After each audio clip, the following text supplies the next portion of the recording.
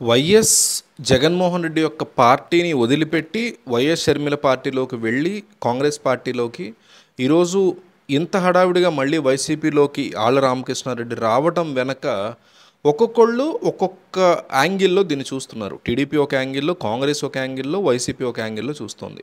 అయితే జగన్మోహన్ రెడ్డి ఆయన రాగానే యాక్సెప్ట్ చేసేయడం బట్టి చూస్తుంటే టీడీపీ చెప్పినటువంటి యాంగిల్ కూడా కరెక్టే అన్నట్టు అనిపిస్తుంది మనకి. సో టీడీపీ చెప్తున్న యాంగిల్ ఏంటి, కాంగ్రెస్ యాంగిల్ ఏంటి, వైసీపీ యాంగిల్ ఏంటి, ఇంతకీ జగన్ ఏ రకమైనటువంటి షరతు పెట్టారు ఆళ్ల రామకృష్ణారెడ్డికి అనేది మనం ఒకసారి క్లియర్ కట్గా అబ్జర్వ్ చేద్దాం. దాని గురించి ఈ వీడియోలో మాట్లాడుకుందాం. సో నా రిక్వెస్ట్ ఒకటే, సబ్స్క్రైబ్ చేసుకోమని అడగట్లా, లైక్ కూడా వద్దు నాకు. దయచేసి ఈ వీడియోని షేర్ బటన్ ఉపయోగించి క్లిక్ చేసి మీ వాట్సాప్ స్టేటస్లో పెట్టుకోండి. చాలామంది ఇన్ఫర్మేషన్ తెలుసుకుంటారు, రాజకీయాలు ఏం జరుగుతున్నాయి ఏపీ మొత్తం మీద అనేది తెలుసుకుంటారు. సో విషయానికి వస్తే ఆళ్ల రామకృష్ణారెడ్డి యొక్క రాజకీయ జీవితం మొదలైందే కాంగ్రెస్ పార్టీలో. ఆయన కాంగ్రెస్ పార్టీ వ్యక్తి.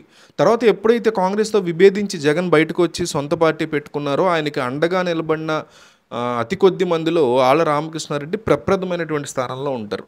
అటువంటి వ్యక్తి వైఎస్ కుటుంబానికి అత్యంత సన్నిహితుడు, రాజశేఖర రెడ్డి కూడా సన్నిహితుడైనటువంటి ఆళ్ల రామకృష్ణారెడ్డిని నిర్దాక్షిణ్యంగా టికెట్ ఇవ్వకుండా ఇన్ఛార్జీల మార్పు పేరుతో సిట్టింగ్ ఎమ్మెల్యేని కూడా పక్కన పెట్టడం అనేది ఒక రకమైనటువంటి మెసేజ్ ఇచ్చారు జగన్మోహన్ రెడ్డి అప్పట్లో తన ఎమ్మెల్యేలకే. ఏమని, ఇదిగో ఆళ్ల రామకృష్ణారెడ్డి లాంటి వాడిని తీసి నేను పక్కన పెడుతున్నాను, సర్వే రిపోర్ట్లో సరిగ్గా రాకపోతే, సో రేపు రాబోయేటువంటి జాబితాల లిస్టులో మీ పేరు కూడా ఉంటే నన్ను అడగొద్దు, నేను ఇచ్చేది కేవలం సర్వేలు బేస్ చేసుకుని తప్ప తమ పర భేదం నాకు లేదు అనేటువంటి అంశాన్ని నేరుగా జగన్మోహన్ రెడ్డి క్లియర్ కట్గా తెలియజేసేశారు తన పార్టీ శ్రేణులకి, తన సిట్టింగ్ ఎమ్మెల్యేలకి. అందుకే ఫస్ట్ లిస్ట్లోనే ఆళ్ల రామకృష్ణారెడ్డి పేరు వచ్చింది. సో మరి ఎందుకు ఈయన బయటికి వెళ్ళిపోయారు అంటే, లోకల్గా అభివృద్ధి జరగలేదు, ఏపీ గవర్నమెంట్ ఫండ్స్ ఇవ్వలేదు, అంటే జగన్ ఫండ్స్ ఇవ్వలేదు, అందువల్ల తను అప్పులు చేసి ఇబ్బంది పడుతున్నానని, వెళ్ళిపోతున్నానని ఆ పార్టీలోకి ఆయన క్లియర్ కట్గానే చెప్పారు. సో ఇప్పుడు ఇట్లా వెళ్ళిపోయిన తర్వాత జరిగినటువంటి పరిణామాలు, అక్కడ ఆమెకి అంటే షర్మిలకి ఈయనకి సరిగ్గా పొసగలేదో, లేకపోతే ఈయన ఒక కోవర్ట్ ఆపరేషన్తో అక్కడికి వెళ్ళారో మనకైతే తెలియదు. కానీ మొత్తానికి మళ్ళీ వచ్చి పార్టీలో జాయిన్ అయ్యారు. ఇక్కడ టీడీపీ ఒక యాంగిల్ చెప్తోంది, వైసీపీ వైపు నుంచి ఇంకొక యాంగిల్ ఉంది. అదేంటంటే అది కూడా రెండు కలుస్తున్నాయి. యాక్చువల్లీ టీడీపీ చెప్పిందే నిజం అన్నట్టుగా వైసీపీ యాంగిల్ ఉంటుంది. టీడీపీ ఏమంటుందంటే, నారా లోకేష్ని ఓడించడం కోసమే ఈయన్ని మళ్ళీ పట్టుకొచ్చింది వైసీపీ బతిమలాడుకుని. ఎందుకంటే ఇప్పుడు మంగళగిరి నియోజకవర్గంలో రెబెల్గా లేదా కాంగ్రెస్ పార్టీ ఎమ్మెల్యేగా ఆళ్ల రామకృష్ణారెడ్డి పోటీ చేస్తే నష్టం ఎవరికి, లోకేష్గా లేకపోతే వైసీపీకి నిలబడిన వ్యక్తిగా? ఖచ్చితంగా వైసీపీకి నిలబడిన వ్యక్తికే. ఎందుకంటే ఆళ్ల రామకృష్ణారెడ్డి మీద పడేటువంటి ఓట్లన్నీ కూడా వైసీపీకి సంబంధించినటువంటి ఓట్ల చీలిక పడుతుంది.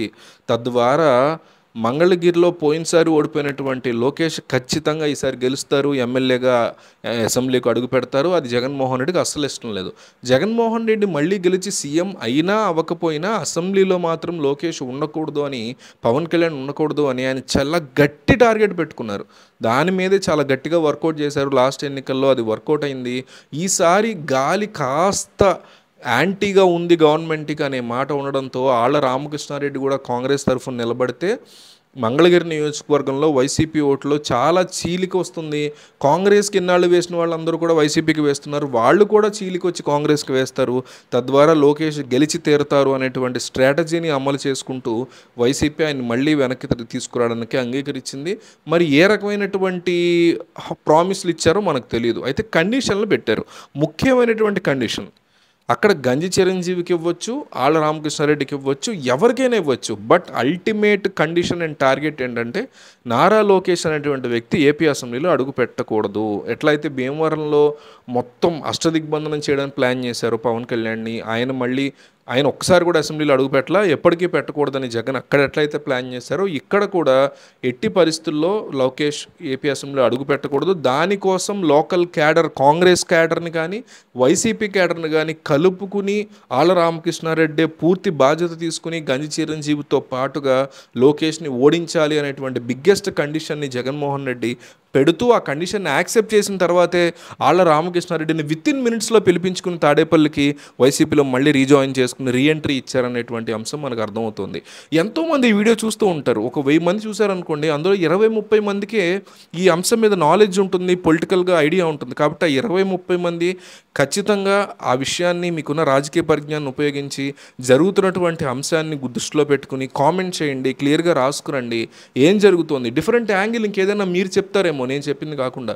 కాబట్టి వీడియో చూసి ఉత్తినే వెళ్ళిపోయే వాళ్ళు చాలామంది ఉంటే, ఈ అంశం మీద మాట్లాడగలిగే టాలెంట్ ఉన్న వాళ్ళు కొంతమంది ఉంటారు. వాళ్ళని చూసి మిగతా వాళ్ళు లైకులు కొడతారు, వాళ్ళు కూడా బాగా చెప్పావు బ్రదర్ లేదా సిస్టర్ అని రిప్లైస్ ఇస్తారు. కాబట్టి వీడియో చూసి వెళ్ళేటప్పుడు మీకు ఉన్నటువంటి రాజకీయ పరిజ్ఞానాన్ని ఉపయోగించి ఈ పర్టికులర్ సబ్జెక్ట్ మీద మీ అభిప్రాయాన్ని కామెంట్లో క్లియర్గా రాయండి. నేను కూడా చదువుతాను, నేను కూడా రిప్లై ఇవ్వడానికి ట్రై చేస్తాను. అట్లాగే మోస్ట్ ఇంపార్టెంట్లీ, మీకు ఇందాక వీడియో స్టార్టింగ్లో అడిగినట్టు ఈ వీడియోని షేర్ చేసి మీ వాట్సాప్ స్టేటస్లో పెట్టుకోండి.